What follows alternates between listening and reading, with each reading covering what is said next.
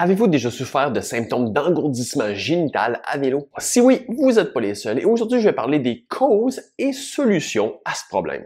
Bienvenue dans cette capsule présentée par Vélo-Mag et aujourd'hui on démystifie l'engourdissement au niveau de la selle. Et commençons par la base de qu'est-ce qui provoque l'engourdissement?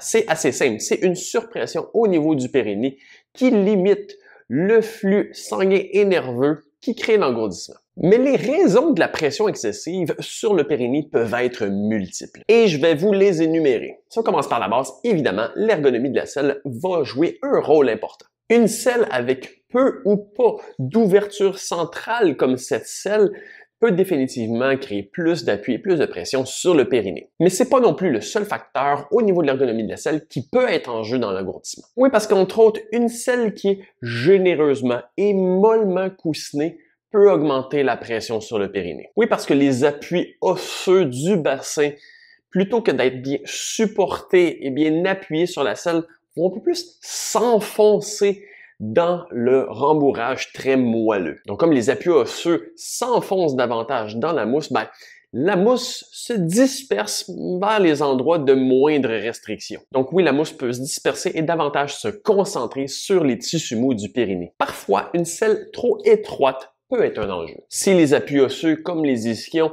n'ont pas suffisamment d'espace pour être bien supportés, ça peut créer davantage de pression dans la partie centrale, donc plus de pression sur le périnée. Mais c'est pas toujours le cas. Ce que j'observe aussi souvent, c'est que si on a une selle qui est un peu trop étroite, beaucoup de personnes vont avoir tendance plutôt qu'à s'asseoir de façon centrale sur la selle qui crée beaucoup plus de pression sur le périnée, avoir tendance à décaler d'un côté sur un des deux appuis osseux, qui est généralement plus confortable que s'asseoir centré avec beaucoup de pression sur le périnée. Mais à l'inverse aussi, une selle très large peut aussi amener des problèmes de pression au niveau du périnée. Oui, parce que si on a une selle, disons, trop large et que les cuisses font interférence dans la partie médiane de la selle ici, finalement, le bassin va avoir tendance à migrer vers l'avant, donc davantage s'appuyer sur le bec de selle où l'aire de surface est beaucoup plus restreinte. Un autre facteur qui peut engendrer des engourdissements, c'est un angle de selle trop pointé vers le haut. Évidemment, c'est assez facile à comprendre pourquoi que ça peut mettre plus de pression sur le périnée. Mais à l'inverse aussi, il peut y avoir de l'engourdissement créé par un angle de selle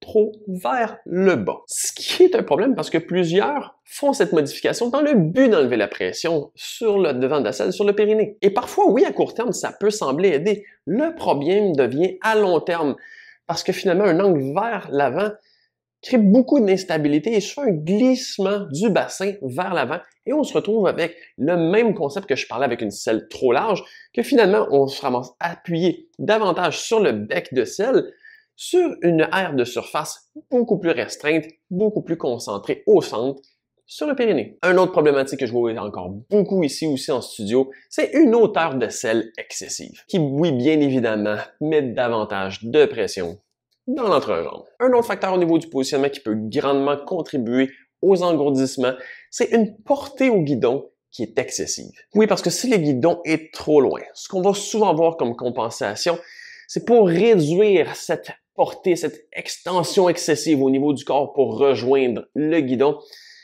Pour diminuer ces tensions, on va avancer le bassin vers l'avant qui va réduire un peu l'extension, qui peut enlever certaines douleurs au niveau du haut du corps. Mais on revient encore au principe que plus on va être appuyé sur le bec de selle, sur le devant de selle, plus on peut provoquer l'engourdissement lié à un appui beaucoup trop concentré sur une surface très petite qui met beaucoup de pression sur le périnée. Donc oui, très souvent, une potence plus courte peut être la clé pour régler les problèmes d'engourdissement. Un guidon trop bas peut également considérablement augmenter la charge sur le périnée. Pourquoi? Pour atteindre une position avec un guidon plus basse, il faut davantage se pencher vers l'avant et souvent, pour pas juste avoir le dos courbé de façon excessive, évidemment, il faut emmener le bassin davantage en antéversion, donc en rotation vers l'avant. Donc évidemment, plus on amène le bassin en antéversion, plus l'appui principal va se décaler plutôt que d'être assis sur l'arrière, sur les ischions, va davantage être beaucoup plus prononcé sur le devant de la selle,